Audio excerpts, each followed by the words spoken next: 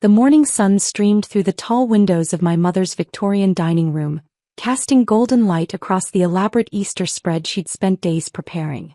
Crystal glasses sparkled next to bone china plates, while fresh lilies from her garden created the perfect centerpiece. Everything was immaculate as always.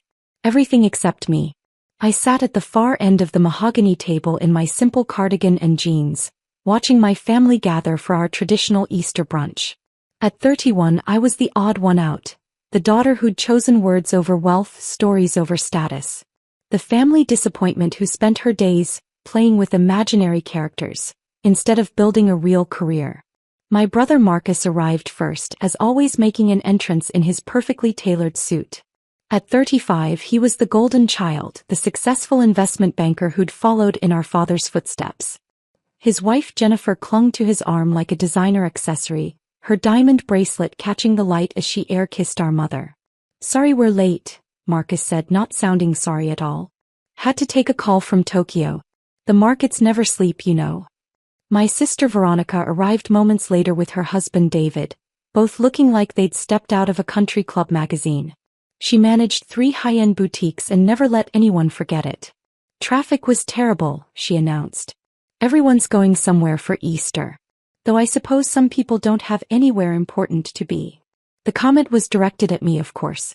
I'd driven exactly 4 blocks from my modest apartment above the used bookstore where I worked part-time. In their minds, this proved my lack of ambition, my acceptance of mediocrity. "Where's Dad?" I asked, noting the empty chair at the head of the table. "Golf," Mom replied, her tone suggesting this was somehow my fault. "He'll be along shortly. Though he's not thrilled about having to cut his game short for." She gestured vaguely in my direction. Aunt Helen bustled in from the kitchen, carrying a tray of mimosas. At 68, she was Mom's older sister and the family's unofficial keeper of social standards. "Oh good, everyone's here," she said, then paused when she saw me. "Well, almost everyone who matters." I helped myself to scrambled eggs, ignoring the familiar sting of being treated like an afterthought. 5 years of this. 5 years since I'd left my corporate marketing job to pursue writing full-time. 5 years of family gatherings where I was the cautionary tale, the daughter who'd thrown away her potential for pipe dreams. "So Lily," Jennifer said, settling into her chair with practiced grace. "Still working at that little bookstore?" "Among other things," I replied, keeping my voice neutral. Marcus laughed, the sound sharp and dismissive. "Other things like what?" "Your little writing hobby." I thought about the email I'd received yesterday from my editor at Penguin Random House. The one confirming that my latest novel had just hit #1 on every major bestseller list simultaneously, a feat achieved by only a handful of authors in publishing history. But I said nothing. "It's not a hobby if you're trying to make money at it," Veronica chimed in. "Though I suppose when you're not actually making money, that's exactly what it is." Dad arrived as the main course was being served, still wearing his golf shoes and looking irritated about his interrupted game. Robert Sinclair commanded attention wherever he went. 6 feet tall, silver-haired, with the kind of presence that came from 30 years of closing million-dollar deals in commercial real estate. Sorry, he said, kissing Mom's cheek and taking his seat. "Had to finish the back 9. Thompson was about to sign the Harbor District contract." "Business on Easter, darling?" Mom asked, though she clearly approved. "Success doesn't take holidays, Margaret." He glanced around the table, his eyes settling on me with familiar disappointment. "Speaking of which, Lily, your mother tells me you're still playing writer." The word playing hit like a slap.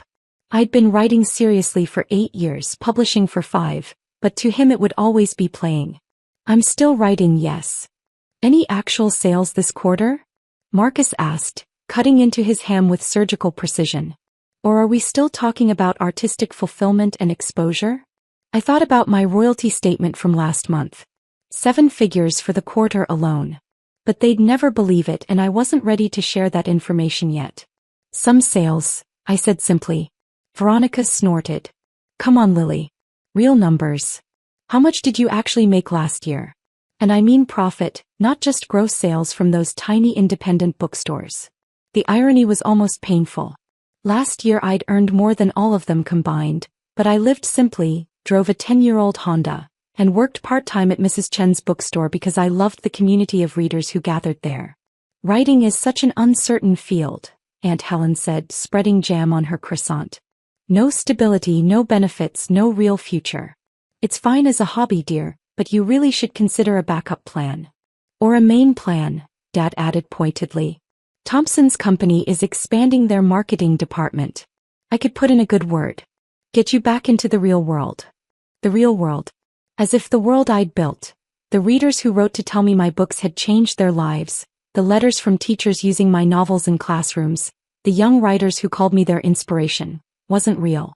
I appreciate the offer, Dad, but I'm happy where I am. Happy. Marcus nearly choked on his mimosa. Lily, you live in a studio apartment above a bookstore. You drive a car older than some of my interns. You shop at thrift stores. That's not happiness, that's denial. At least she's not dependent on family money, Jennifer added with false sweetness. Though I suppose that means she's actually making some income from her writing. Before I could respond, Aunt Helen's phone chimed. She glanced at it, then frowned. Oh, how interesting. The New York Times just sent their weekly bestseller alert. She scrolled through the notification, her frown deepening. They're featuring some romance author who's apparently broken all kinds of records. My heart started beating faster. Today was the day my publisher had said the news would break about my unprecedented bestseller achievement. Romance novels, Veronica scoffed. The literary equivalent of junk food. Though I suppose if you can't write real literature, at least there's money in trash. 50 million copies, Aunt Helen read from her phone. It says this author has sold 50 million copies across 17 novels. Goodness, that's quite a lot, isn't it? Dad perked up. Numbers always got his attention. 50 million? What kind of money are we talking about? Aunt Helen scrolled further. The article estimates her net worth at, oh my, $120 million. The silence that followed was profound. I could hear the grandfather clock ticking in the hall, the distant sound of lawn mowers from the neighborhood. 120 million, Marcus repeated slowly. From romance novels? Apparently she started with small publishers and built her reputation over time, Aunt Helen continued reading. She writes under a pen name and is notoriously private about her personal life. Very mysterious. Jennifer leaned over to look at the phone. What's her name? Maybe I've heard of her. Elle Hartwell, Aunt Helen replied. Though the article says that's not her real name. Apparently nobody knows who she actually is. The room went completely silent. I could feel my face growing warm as 6 pairs of eyes slowly turned toward me. Lily, Mom said slowly, your middle name is Anne. And our maiden name was Hartwell. I took a sip of orange juice, buying time. Lots of people have those names, Mom. But Aunt Helen was staring at me now, her phone forgotten in her hand. Lily and Hartwell Sinclair, she whispered. A.L. Hartwell. Marcus leaned forward, his banker instincts kicking in. That's impossible. Lily works at a bookstore for minimum wage. Actually, I said quietly, I work at the bookstore because I enjoy it. And it's not minimum wage, I own 40% of it. The silence stretched longer this time. Dad's fork had stopped halfway to his mouth. Veronica was staring at me like I'd grown a second head. You're A.L. Hartwell? Jennifer asked, her voice barely above a whisper. I pulled out my phone and opened my author website, turning the screen toward them. There it was. My photo, my bio, my 17 published novels lined up like soldiers. The New York Times bestseller badges adorning every single cover. I'm A.L. Hartwell. Aunt Helen's phone slipped from her fingers and clattered onto her plate. But you live above a bookstore. Because I like it there. It's quiet, I can walk to work, and Mrs. Chin makes excellent tea. I scrolled through my phone, pulling up more evidence. I also own a cabin in Vermont where I do most of my writing, and a small house in Provence that I use for research trips. Research trips, Dad repeated faintly. For the historical romance series. I like to visit the actual locations I'm writing about. I showed them photos from my phone. This is from last month in Scotland, researching the Highland series. Marcus was pulling out his own phone now, fingers flying as he searched for information. Holy shit, he breathed, then caught himself. Sorry, Mom. But Lily, the Blackthorn Chronicles series? You wrote that? All 7 books, yes.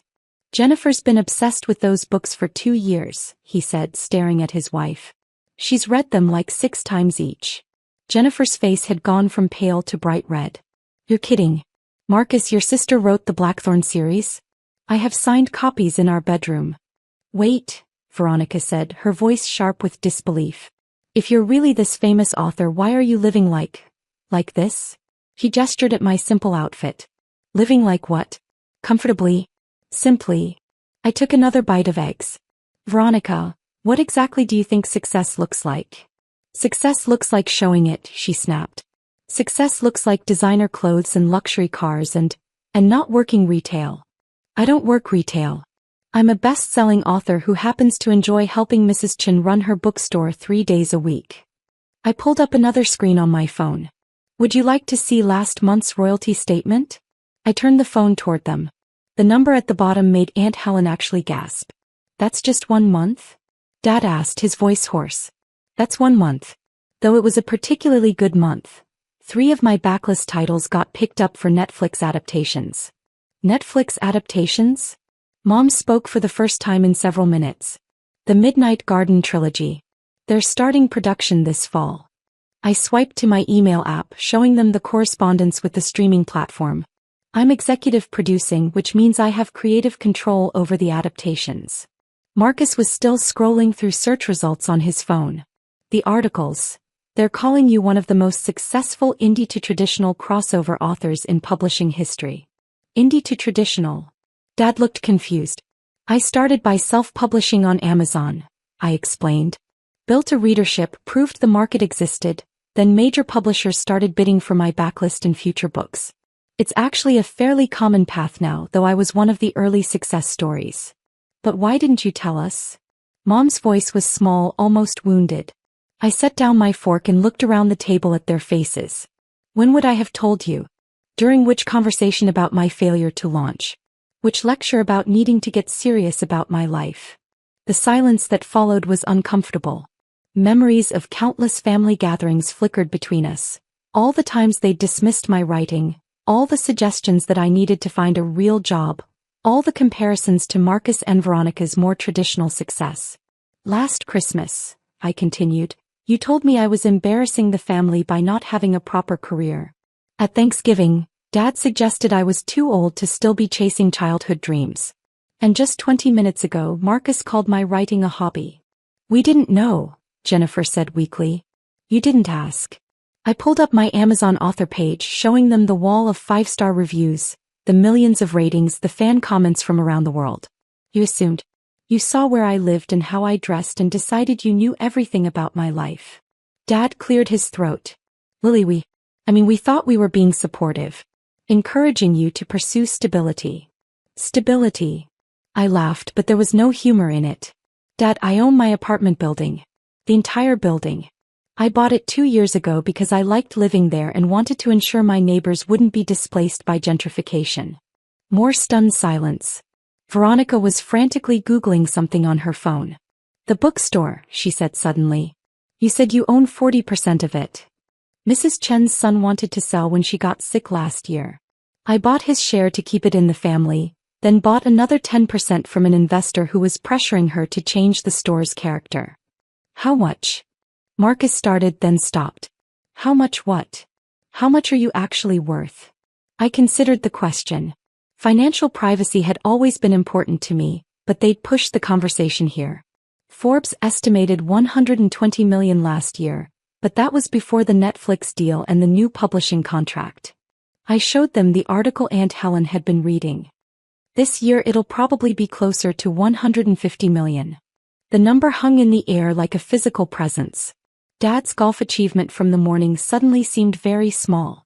Marcus's Tokyo call felt insignificant. Veronica's boutiques looked like toy stores in comparison. But you drive a Honda, Jennifer whispered. It's reliable and environmentally responsible. I smiled slightly. I'm not against spending money, I just prefer to spend it on things that matter. Like preserving community bookstores, supporting literacy programs, and ensuring my neighbors aren't displaced by rising rents. Literacy programs? Mom asked. I pulled up another folder on my phone. The Hartwell Foundation. We've built 12 libraries in underserved communities and sponsor writing workshops for kids who can't afford them. The photos showed ribbon cuttings, children with new books, young writers holding their first published stories. Last year we gave out $2 million in grants. Aunt Helen was crying now, tears streaming down her cheeks. I told you to get a backup plan, she sobbed. I told you writing wasn't secure. You were trying to protect me, I said gently. I understand that. No, you don't understand. She fumbled for her napkin. 60 years ago I wanted to be a writer too. I had stories, characters, whole worlds in my head. But everyone said it was impractical, unrealistic. So I became a secretary instead. She looked at me with something between pride and heartbreak. You did what I was too scared to do. You followed your dreams and made them real. Dad was studying his hands, his golf triumph from the morning forgotten. When you left the marketing job, he said slowly, I thought you were making the biggest mistake of your life. I know. I thought I was protecting you from disappointment. I know that too. He looked up, meeting my eyes for the first time that day. I was wrong. Before I could respond, my phone rang. The caller ID showed my agent's number. Sorry, I should take this, I said, answering the call. Lily, it's Sarah, came my agent's familiar voice. I hope you're sitting down. We just got word that the International Publishers Association wants to present you with their Lifetime Achievement Award. You'd be the youngest recipient in their history. I stepped away from the table, trying to process what she was saying. The Lifetime Achievement Award? But I'm only 31. Exactly. They're recognizing the unprecedented impact you've had on global literacy. The Foundation's work, the international sales figures, the way you've bridged traditional and indie publishing. They want to honor all of it. When would this be? The ceremony is in London next month. Black tie, red carpet, the whole production. The BBC wants to do a documentary about your career journey, and there's talk of a keynote address at the London Book Fair. I glanced back at my family, who were all watching me with expressions ranging from awe to confusion. Sarah, can I call you back? I'm in the middle of a family situation. Of course. But Lily? Congratulations. You've really done something special. After hanging up, I walked back to the table where 6 pairs of eyes waited for an explanation. That was my agent, I said, sitting back down. I'm receiving a Lifetime Achievement Award from the International Publishers Association next month. Lifetime Achievement, Marcus repeated slowly. At 31. Apparently they've never had someone impact global literacy quite like this at such a young age. I pulled up the email Sarah had sent while we were talking. They're also doing a BBC documentary about my career. Mom stood up suddenly, her chair scraping against the floor. She walked around the table and pulled me into a fierce hug. I'm so proud of you, she whispered. And I'm so sorry we didn't see it sooner. The floodgates opened then. Veronica started crying, apologizing for every dismissive comment. Marcus kept shaking his head, muttering about how he'd completely misjudged the publishing industry. Jennifer was already ordering my entire backlist on her phone, explaining that she needed paperback copies to go with her signed editions. I have a confession, Dad said as the emotional storm settled. I've actually read one of your books. Everyone turned to stare at him. The Highland Chief, he continued, his cheeks slightly red. Your mother had it on her nightstand. I picked it up one night when I couldn't sleep, thinking I'd read a few pages and see what all the fuss was about. And? I asked. I finished it in one sitting. Then I read the whole series. He cleared his throat. They're actually quite good. Historically accurate, well-plotted, compelling characters. Not what I expected from romance novels. Romance is the best-selling fiction genre in the world, Dad. Has been for decades. I'm learning that. He stood up, walking to the window that overlooked Mom's garden. Lily, I owe you an apology. Not just for today but for years of dismissing something I didn't understand. You don't need to. Yes, I do. He turned back to face me. I spent so many years worried about your financial security that I never bothered to understand what you were building. I was so focused on traditional markers of success that I missed the fact that you'd created something extraordinary. Aunt Helen had recovered enough to speak again. The foundation, she said. The literacy programs. Can you tell us more about that? For the next hour I shared stories from my real life. The libraries we'd built in rural communities where children had never owned books before. The writing workshops that had helped kids find their voices. The scholarship program that sent aspiring writers to conferences they couldn't otherwise afford. I showed them photos from my travels. Not just the research trips to castles and countryside, but visits to schools where teachers used my books to encourage reluctant readers. Letters from parents whose teenagers had rediscovered a love of reading through my stories. Messages from other authors who credited my indie to traditional success with inspiring their own careers. "You're not just a successful author," Veronica said softly. "You're changing lives. That's always been the goal. The money is wonderful. It provides security and lets me support causes I believe in. But the real success is in the connection with readers." Marcus had been quiet for a while, absorbed in his phone. Finally he looked up. "I've been reading articles about you," he said. "There's one here from Publishers Weekly calling you the author who redefined what publishing success looks like in the digital age. That's very flattering. And another from The Guardian about how your foundation's literacy work has reached over 1 million children in 12 countries. I nodded. "We're hoping to expand to 20 countries by next year." "Jesus, Lily." He set down his phone. "I've been sitting here feeling smug about my investment returns while you've been quietly building an empire and changing the world. They're not mutually exclusive, Marcus. You're good at what you do. But what I do is move money around to make more money. What you do is bigger than that." Dad returned to his seat, his expression thoughtful. "The awards ceremony in London. Will you want us there?" The question surprised me. "Would you want to be there?" "Of course," Mom said immediately. "We should have been supporting you all along. I don't know if there's room for everyone.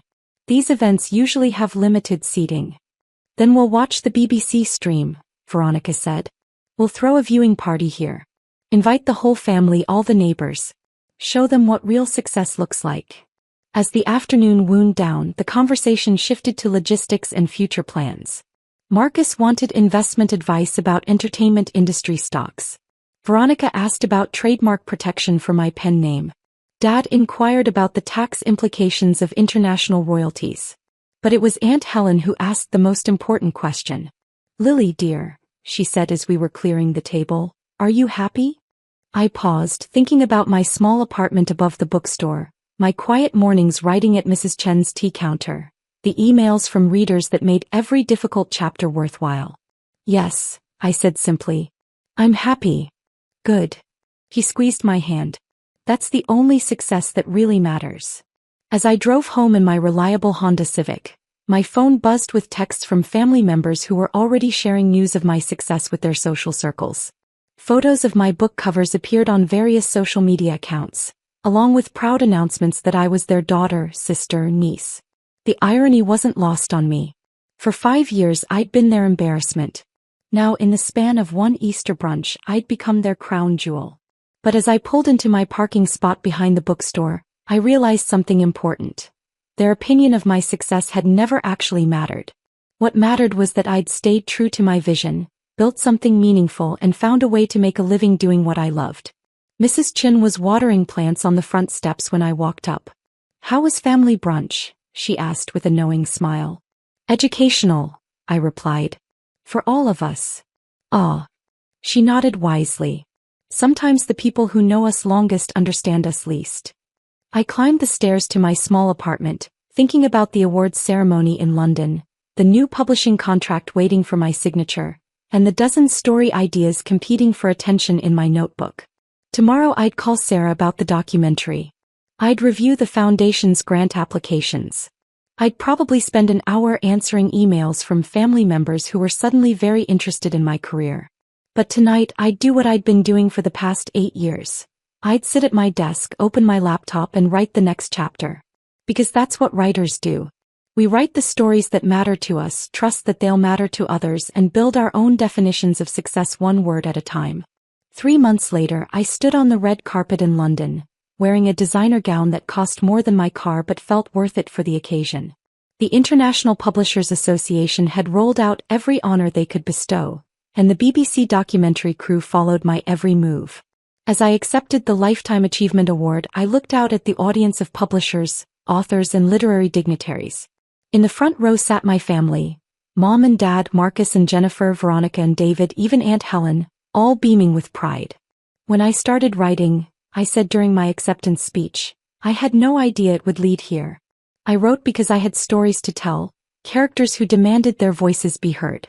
The success that followed was built on that foundation: authentic storytelling and genuine connection with readers. Later at the after-party, Dad found me by the champagne fountain. "I've been thinking," he said, "about success and how we measure it. Oh, your mother and I want to start a scholarship fund for young writers who need financial support to pursue their dreams. We'd like to name it after you if that's all right." I felt tears prick my eyes. "Dad, that's wonderful. But you don't need to name it after me." "Yes, we do." He smiled, the first genuinely warm smile he'd given me in years. "We need to make up for lost time. And we want other families to recognize what we almost missed. That success comes in many forms, and the best kind is the kind that makes the world a little bit better." As the evening wound down, I thought about the journey that had brought me here. The 5 years of family disappointment, the quiet determination to prove, not to them but to myself, that my dreams had value. I'd succeeded beyond my wildest imagination, but the real victory wasn't in the awards or the money or even the family's newfound respect. It was in the knowledge that I'd stayed true to my vision when everyone else thought I was lost. Sometimes the best revenge isn't proving people wrong. It's proving yourself right, one story at a time.